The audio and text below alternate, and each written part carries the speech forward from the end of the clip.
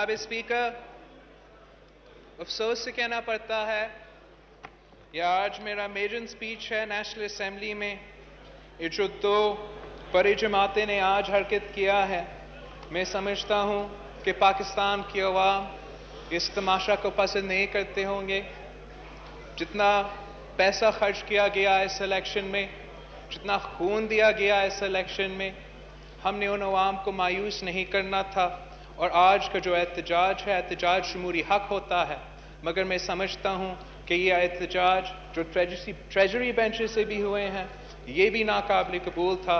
और mister speaker, मैं expect करता हूँ कि आप अपना हाउस को आगे जाके ऑर्डर में रखेंगे।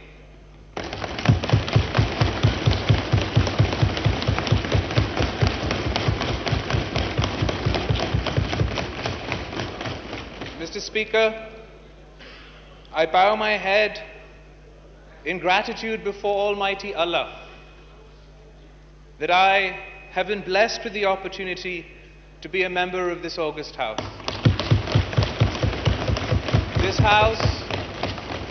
This house is the supreme institution.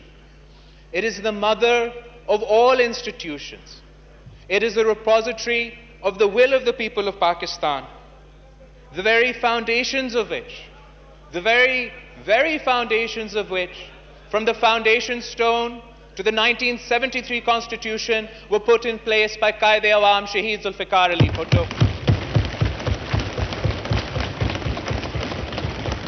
where Shaheed Mohtarma Benazir Bhutto served as both leader of the House and leader of the opposition, the first female Prime Minister of Pakistan and the first female Prime Minister in the Muslim world.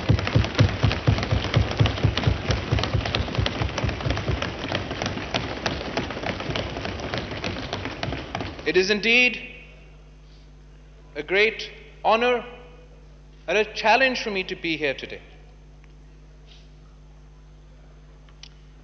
ये जो अवाम का घर है, it has survived attacks from both within and from without. And while we congratulate you, Mr. Speaker, on being elected to your office, we pray कि आप एक bipartisan manner में, एक impartial manner में, पूरी सियासी जमातों के साथ मिलकर, सब सियासी जमातों के साथ मिलकर इस हाउस का इज्जत को, इस हाउस के एहतराम को बचाएंगे, इस हाउस की सुप्रीमेटी का तहफ़्फ़ुज़ करेंगे।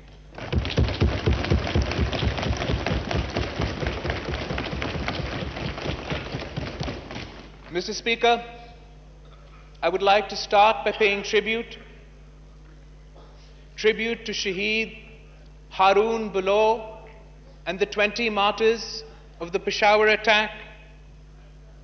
I would like to pay tribute to Shaheed Siraj Raisani and the 128 martyrs of the Mustung attack. I would like to pay tribute to Shaheed Ikramullah Gandapur. I would like to pay tribute to the 32 martyrs of the election day Quetta attack. I would like to pay tribute to all the victims of violence in this election, Mr. Speaker, from law enforcement agencies to police to the citizens of Pakistan. In an election, Mr. Speaker, that the Election Commission of Pakistan called peaceful across the country. Shame. Shame. Mr. Speaker, we've gotten used to having bloody elections after bloody elections. We lose lives we never get back. The dead never get justice. The survivors never get answers. This must change, Mr. Speaker, and this is why the Pakistan People's Party demands a full-fledged investigation into each and every terrorist attack that took place this election cycle. The facts must come out and must be presented before this House, Mr. Speaker.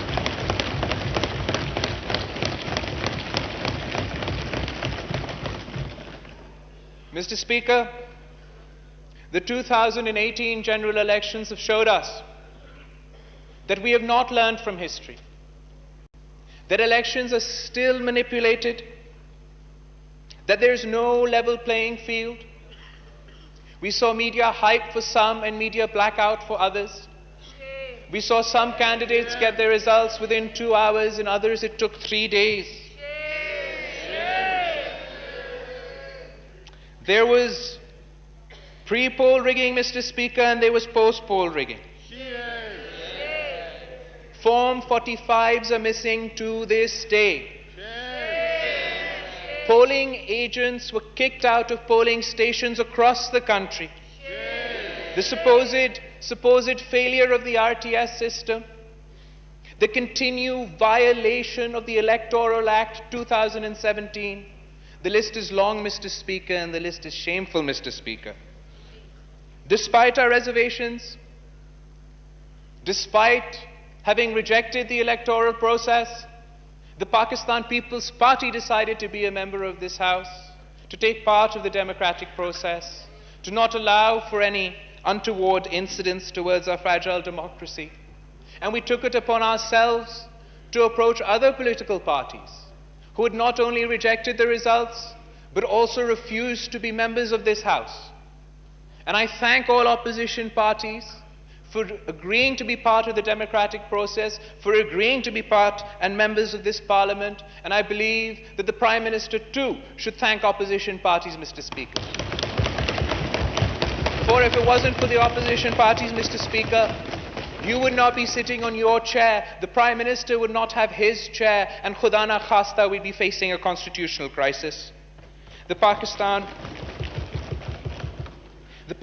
People's Party has always preferenced parliamentary supremacy, always guarded democratic rights, but this does not mean that we will let anyone get away with the discrepancies of this election, and we therefore join all other opposition parties in demanding a parliamentary commission to investigate these discrepancies. This commission should be formed with members of both houses of the National Assembly and Senate of Pakistan. Let the truth come out, Mr. Speaker. And it's beyond just accusations of election rigging, Mr. Speaker. We must assess what it has cost for Khan Sahib to take this space today. Because it has cost us dearly, Mr. Speaker. We've compromised on our democracy. We've lost our freedoms. Freedom of association, freedom of dissent, freedoms of the press. We've compromised on our fundamental human rights, Mr. Speaker. We've ceded space of this Parliament. We've weaponized 62 and 63. We've mainstreamed extremism.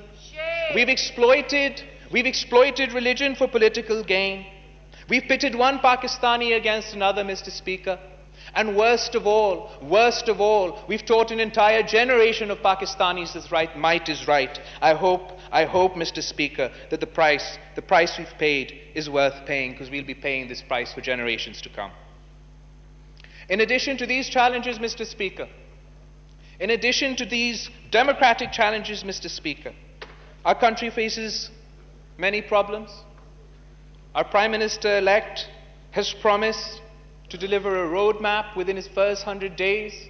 I look forward to seeing how he will create 10 million new jobs, build 5 million new homes, end poverty, end corruption, end our water crisis, reinvigorate our industries, support our farmers, and lest we forget, create the South Punjab province.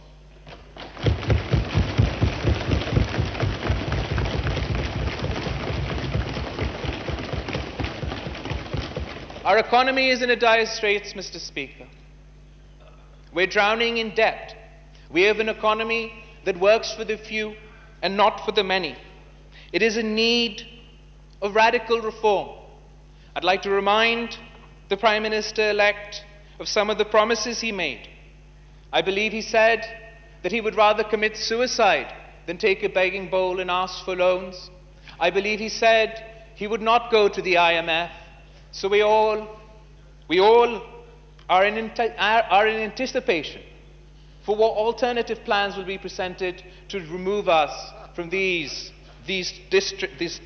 difficult times and the disastrous nature in which the economy Prime Minister Saab will inherit. Secondly, Mr. Speaker, we have foreign policy challenges.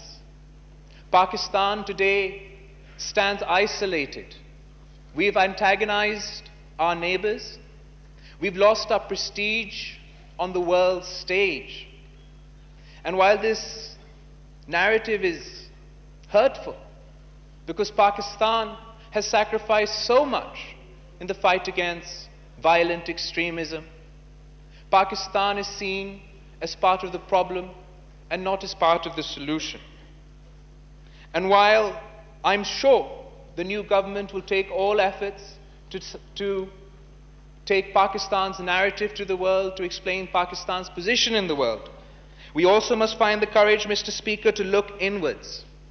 We must find this courage to look inwards and address our own faults.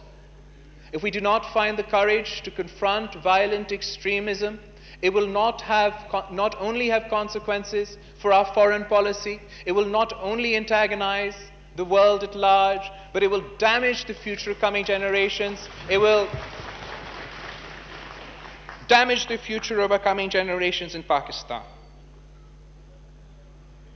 It should be the incoming government's top priority. I believe that the government is committed.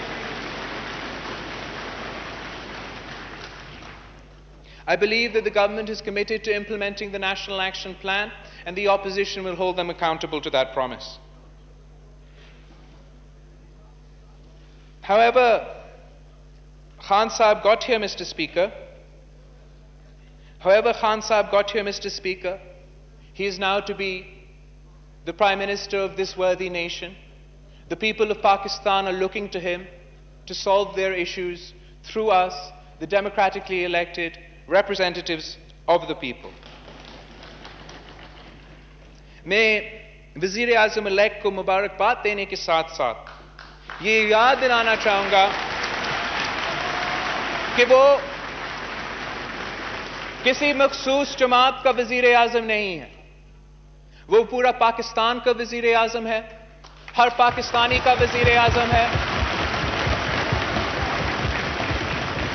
He is also the Prime Minister of those Pakistanis he called Zinda Lashe. He is also the Prime Minister of those Pakistanis he called donkeys. He is also the Prime Minister of those Pakistanis he referred to as goats and sheep. वज़ीर आज़म पाकिस्तान की हैसियत में mister speaker, वज़ीर आज़म पाकिस्तान की हैसियत में mister speaker, मुझे उम्मीद है कि खान साहब माजी के नफरत अंगेज सियासत से गुरेज करेंगे, अपनी इंतहा पसंदी की सियासत से गुरेज करेंगे और जिस इंटॉलरेंस की कल्चर को आज तक फरोग देते आए हैं उसको दफन करके पूरे मुल्क को साथ लेकर चलेंगे.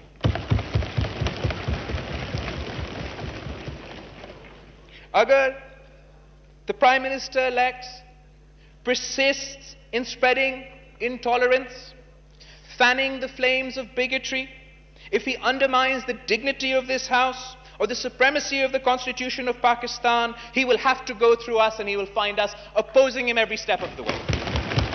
Because the Pakistan People's Party has never and will never compromise on the interests of the people of Pakistan, compromise on the interests of democracy, or compromise on the interests of this great country. However, Mr. Speaker, agar Wazir-e-Azam elect ne constitutional supremacy, parliamentary supremacy, or greater public interest ko, awam ke masail ko apna maqsad banaya, then he will find us standing in his support. Finally, Mr. Speaker, I'd like to thank and congratulate the Prime Minister-select and wish him good luck. Dr. Khalid Maqbool Siddiqui Sahab, Shah Mahmood Qureshi Sahab.